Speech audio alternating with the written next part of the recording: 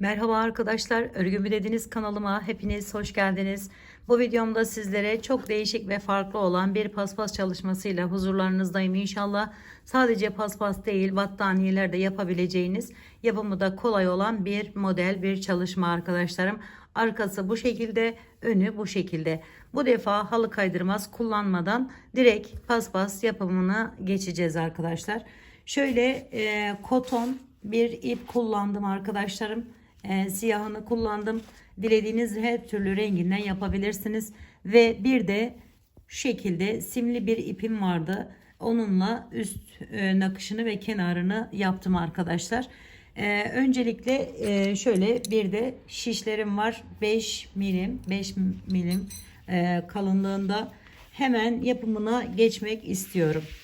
Önce arkadaşlarım şöyle her bir yerimizde, şöyle yakından göstereyim sizlere. Şu her bir yerimde 10'ar tane düz ilmeğim var. Aralarda ikişer tane böyle haroşelerim var arkadaşlar. 2 sırada arada haroşe yaptım.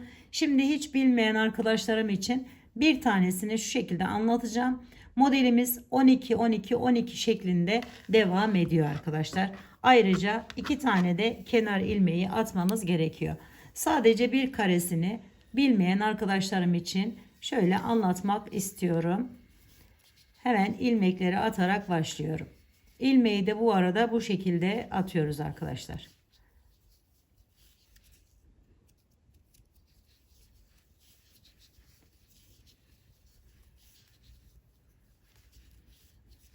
Şimdi 10 tane yaptım. 4 tane kenarlarına gelecek olan yerler için 2 tane de kenar ilmeği atıyorum.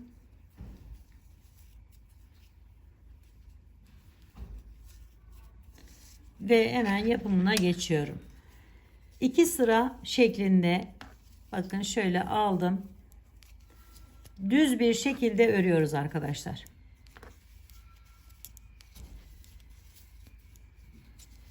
Haroşe olan kısmı yapmak için.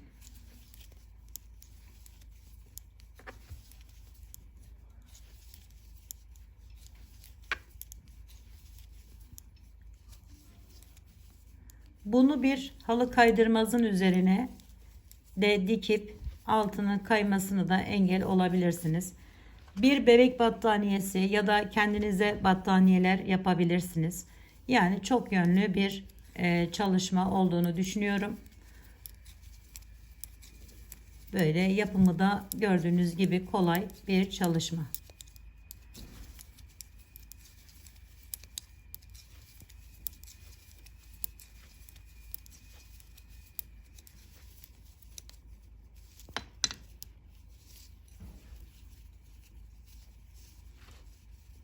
Şimdi bakın burayı tamamladık.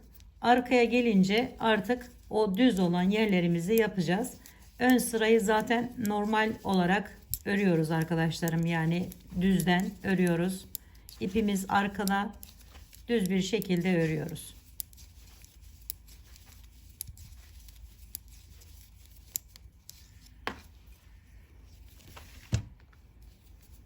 Şimdi arkaya geldiğimde kenar ilmeğini normal olarak örüyorum. 2 tane ilmeğimi yine arkadan örüyorum. 10 tane ilmeğimi ipimi öne alıyorum. Ters olarak örüyorum arkadaşlar. 3, 4, 5, 6, 7, 8, 9, 10. Şimdi iki tanesini yine düz olarak örüyorum. Devam eden bir çalışma olacağı için arkadaşlar bu iki tanesini ördükten sonra tekrar 10 tane bu şekilde tersten örüyoruz arka sırada.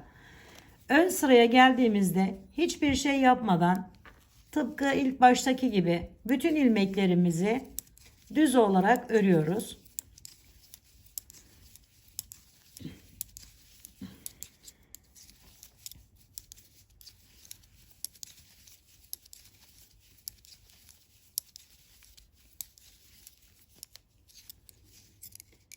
Şimdi arkaya geldiğimizde yine az önceki gibi arkadaşlarım tekrar ediyoruz.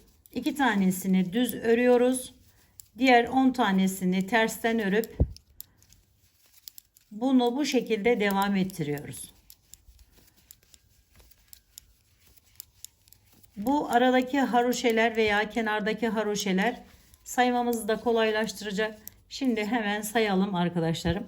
Bu şekilde bir kare yapmak için bakın 1, 2, 3, 4, 5, 6. 6. sırada artık bir kareyi, bir yerimizi oluşturmuş oluyoruz. Hemen bunu yapalım. Şu anda bizim bir ikinci yerimiz olmuş oldu. Şimdi arkadaşlarım 6 sıra şeklinde yani 6 tane yer yaptık şu şekilde. 1, 2, 3, 4, 5. Bu da sonuncu 6. Şimdi hemen yine aynı şekilde yani düz örgü örerek arka kısmına geçiyorum.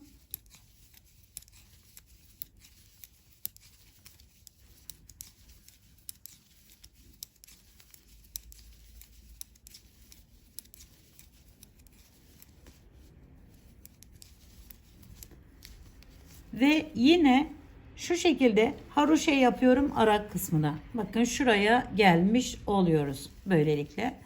Hemen orayı da bir miktar göstereyim. Şöyle hepsini düzden örüyoruz yani. Herhangi bir değişiklik yapmadan aradaki bakın bu ters ördüğümüz yerleri de arka sırada oraları da düzden örerek bu görünümü elde etmiş oluyoruz. Şimdi arkadaşlar bir daha geri geldim ve ikinci haroşa olan yeri tamamlamış oldum böylelikle. Devam edeceğimiz için bu yine 10 tane yani ön sırada yine düz olarak öreceğiz. Arka sıraya geldiğimizde yine bu şekilde ters olarak örüp bu modeli ortaya çıkarmış olacağız. Bitireceğimiz zaman ise bakın böyle kare kare yapıp birbirine ekleyerek de yapabilirsiniz. Daha kolaylaşır işiniz arkadaşlar. Kesme işlemini de bu şekilde yapıyorum. Bir tanesini ördüm. Bakın hemen üzerinden atlatıyorum. Düzden örüyorum, atlatıyorum. Kesme işlemini de bu şekilde yapıyoruz arkadaşlar. Şöyle örerek keserseniz bu kenar kısmı da güzel durur. Buraları birleştirmek de kolay olur. Evde arta kalan iplerinizi rahatlıkla bu şekilde örüp motifmiş gibi birbirine ekleyerek böyle büyük paspaslar, kilimler değerlendirebilirsiniz arkadaşlar, yapabilirsiniz.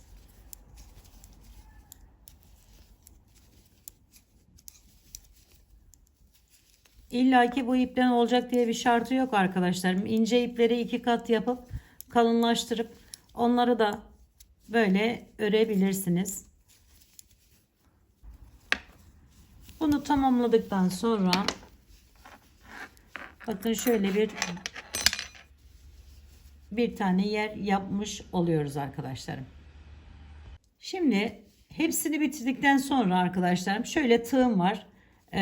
Eğer parça parça yaparsanız ekledikten sonra en kenarını ben ters sık iğne şeklinde yaptım arkadaşlarım. Şöyle bununla hemen buradan göstermek istiyorum. Şu şekilde aldım. Bir tanesini atlıyorum, diğerine geçiyorum. Şu şekilde ve üzerine alıp tekrar aynı yerden giriş yapıyorum. Yine birini atlayıp diğerine. Şimdi ben burada şu şekilde yaptım. Alt kısmına ve üst kısmına bu şekilde yaptım arkadaşlar. Bir tane atladım. Ancak kenar kısımlarını bakın şurada gördüğünüz gibi Hiç atlamadan devam ettim arkadaşlar. Burayı altı ya da üstü olarak düşünürsek diğer kısımda öyle her birinden bir tane alarak bu işlemi yaptım. Şimdi atlayarak yapımı bu şekilde. Diğeri ise yine aynı şekilde arkadaşlar. Bakın hemen dibindekine giriyorum. Yine üzerine alarak bir tane çıkartıyorum. Ve devam ediyorum bu şekilde. Bunu farklı şekillerde de yapabilirsiniz. İlla bu hani ben böyle yaptım diye bu şekilde yapmak zorunda da değilsiniz arkadaşlarım. Onu da söylemek istiyorum. Farklı daha değişik modellerde yapabilirsiniz. Bakın böyle. Burada alt ve üstünde bir atladım. Kenar kısımlarında ise hiç atlamadan yaptım arkadaşlar bu kısmını. Şimdi bu ipimiz de böyle dursun. İğneye geçiyoruz şimdi. 2 şiş, tığ, iğne hepsini kullanıyoruz arkadaşlarım modelimizde. Şöyle bir küçük düğüm atalım. Hemen ilk sırada alttan çıkmasın diye. Modelimizin orta kısmına geliyorum. 1, 2, 3, 4, 5.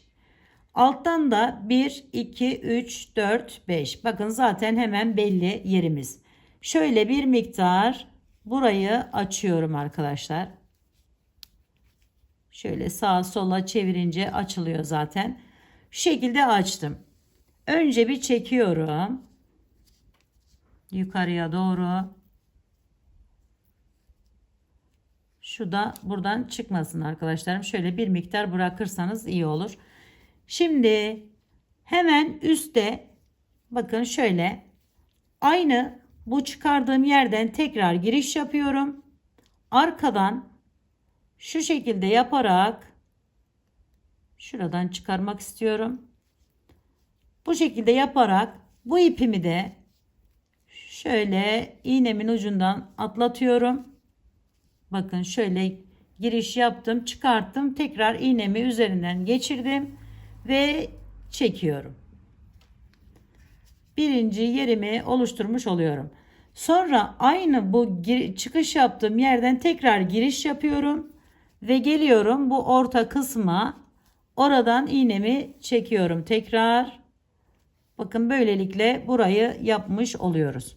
Bu ip arkada bu şekilde gözüküyor. Şimdi ikinciye geçelim.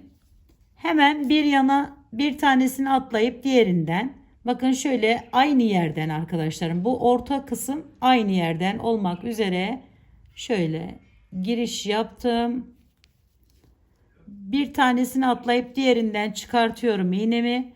İpimi de şu şekilde atlatıyorum üzerinden ve çekiyorum. Tersinden atlattığımız için ters dönecek. Ters dönmesini istemiyoruz. Şöyle düz olarak alalım. Tekrar aynı yerden giriş yapıp ortadan iğnemizi çıkartıyoruz. Böyle. Şimdi yine bir tane atlayabilirsiniz, iki tane atlayabilirsiniz. İpimizi şöyle alalım. Alta geçtik ve çekiyoruz. Bu şekilde tekrar aynı yerden giriş yapıp ortadan çıkartıyoruz.